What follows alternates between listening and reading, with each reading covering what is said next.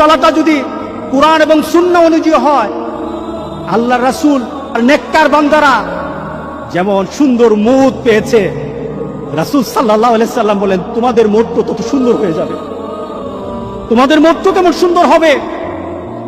রাসূল সাল্লাল্লাহু আলাইহি সাল্লাম বলতেছেন তুমি দুনিয়াতে যেভাবে চলবা মউতটাও তেমন হবে।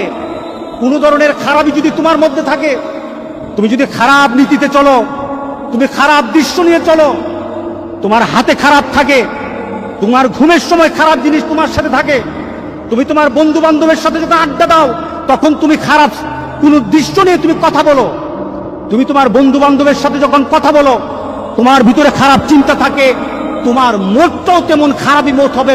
কে বলেছেন? মুহাম্মদুর রাসূলুল্লাহ। বিশ্বাস হয় না? বিশ্বাস হয় না?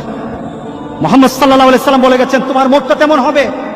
শুধু তাই নয়, কামা তামুতুন্না তুবাসুন,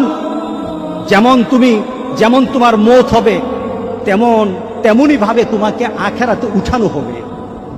এরপর রাসূল সাল্লাল্লাহু আলাইহি সাল্লাম বলেছেন তোমার মতটা যেমন তোমাকে উঠানো হবে ওই নীতিতে।